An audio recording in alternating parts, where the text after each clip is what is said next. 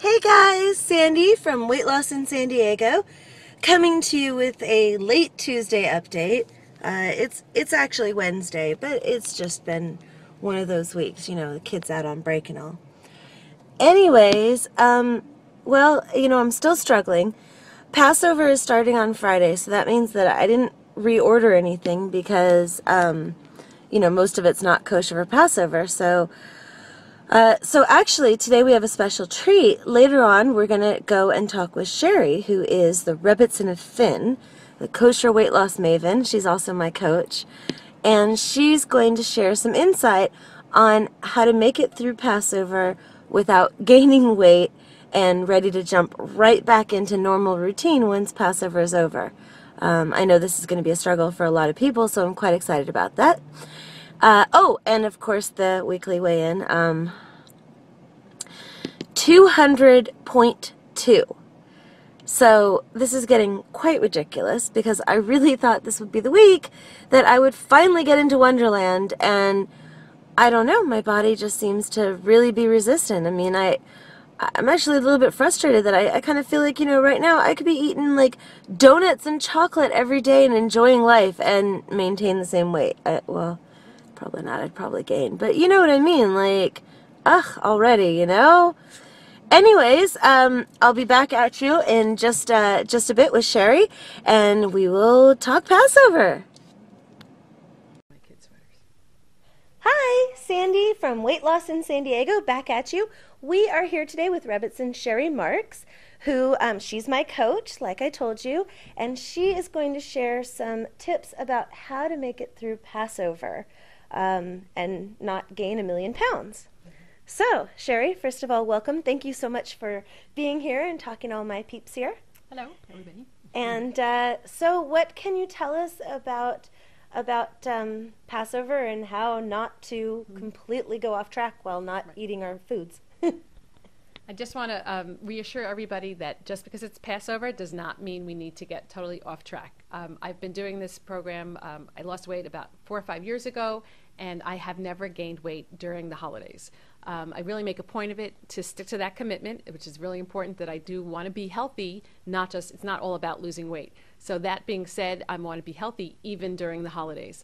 So what I've gotten from Dr. Wayne Anderson, he's the medical director of Medifast and Take Shape for Life. He has set out a maintenance program that we can follow. And that's if we just want to maintain our weight over the holidays, which is a very admirable, concept, because we do know it's a very hard holiday to adhere to any type of eating plan. But there are people also who just want to continually keep losing and staying in the fat-burning mode, which is also very attainable. And we do have a number of people that we know that have done that successfully. So that being said, I'll start off with the fat-burning mode. Basically, what you'll be doing is eating a source of protein every 3 to 4 hours, just like we would do with the meal replacements, and just choosing from different options of healthy protein sources. That could be having like an egg white omelet for breakfast, maybe 3 to 4 egg whites. They do have the cartons you can buy in the supermarket, and doing low-carb vegetables. That could be your spinach, your mushroom, scallions, maybe a little garlic powder, onion powder, maybe for taste. And if you want to put a little Parmesan cheese on the top to add a little bit of flavor, again, a small amount, not anything major. Drinking a lot of water, because Passover just tends to be a very salty holiday, I find, for some reason. And also springtime, we're all hot, the sun is out, it's much stronger now than it used to be. 3 or 4 hours later, having maybe a half a cup of cottage cheese, maybe with a little vegetables in it, or maybe some fruit. There is some plain fat-free yogurt you can get. It does have a little more sugar than what we're normally used to, so just put like a berry or two in there, slice it up. I mean, like a strawberry too. Not you could do blueberries too. There is a Geffen brand of chocolate syrup. It's sugar-free. They sell it in Ralph's. You can get that and make a chocolate yogurt or mix it with your cottage cheese. You can kind of have fun with that. Then when it comes to about lunchtime, and everybody's different with their lunches, but I would recommend maybe having a nice fish of the day, so to speak, like an ahi or grilled salmon. There's a lot of different salads options for you, but it doesn't only have to be all about fish. Some people just don't want to eat that much fish, so you can take. There's a Medifast cauliflower pizza recipe, which is adaptable for Passover because there's absolutely nothing in it that you can't use, and that's we can email that to you. There's like a zucchini souffle you can make. I think I just Can, Googled. can you give me some of these recipes and I'll put them up on the blog? Yes, definitely. We Okay, definitely so will. we'll have them for you at weightlossinsandiego.com. And so there's a lot of different options for lunch. A great idea after lunch or even before lunch, take a long walk every single day. Take a nice, even if it's 2 walks, a little bit in the morning, a little bit in the afternoon, depending on the heat of the day. Offer whoever's family is visiting in town, offer to push the stroller and take the kids out. The parents will be very happy, whoever's visiting with you, if you're visiting by someone else.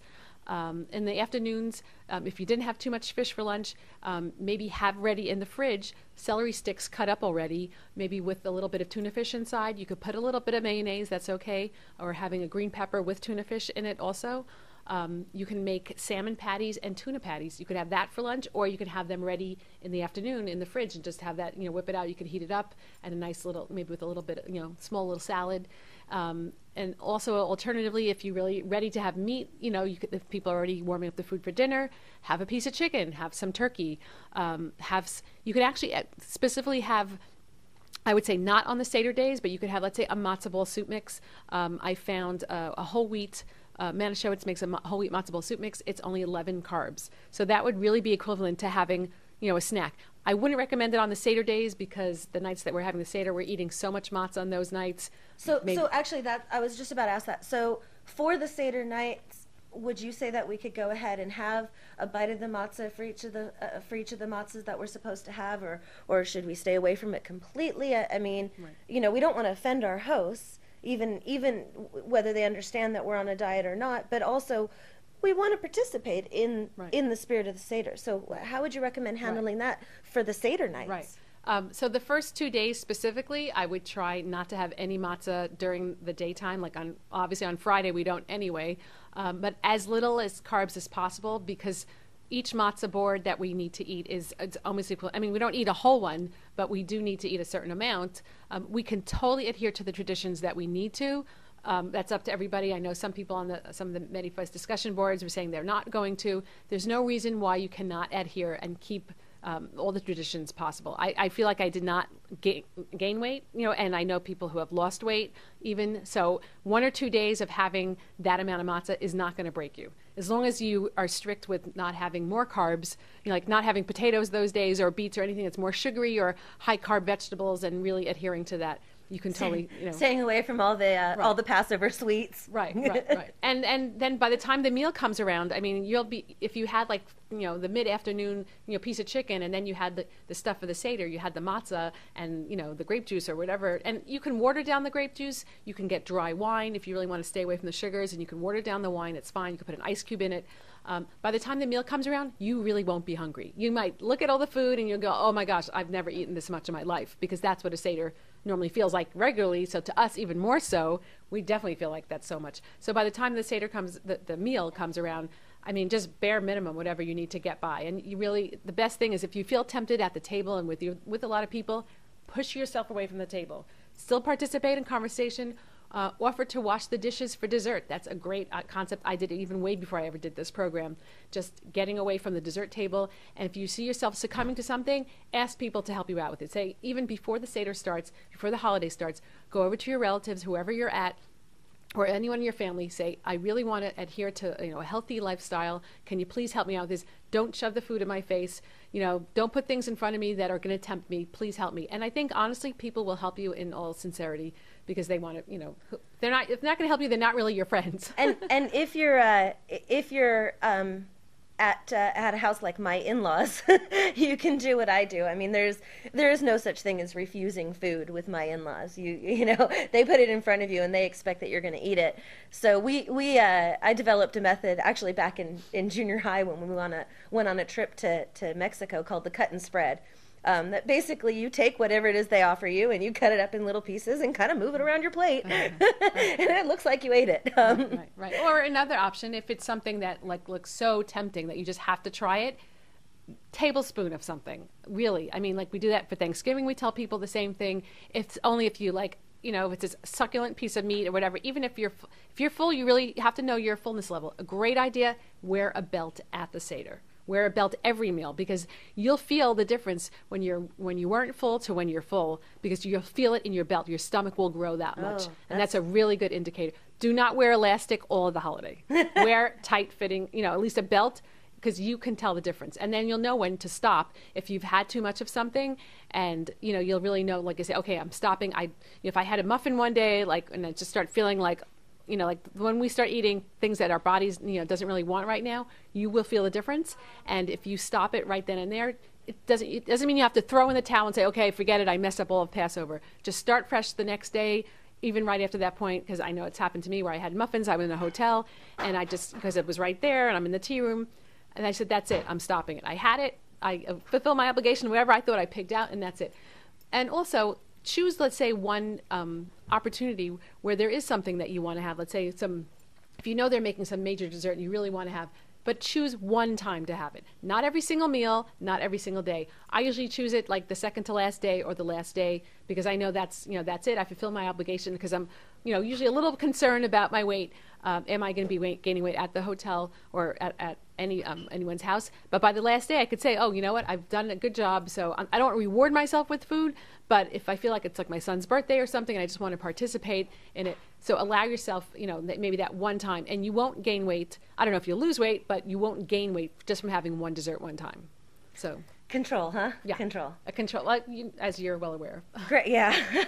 Anyway, Sherry, I would love to talk to you more and more and more and more. I think we're out of time for today, but I would really love for you to come and be a guest speaker again. Okay. And if you wouldn't mind giving me some of those recipes, we'll put them up on a page on the website. Again, that's weightlossinsandiego.com.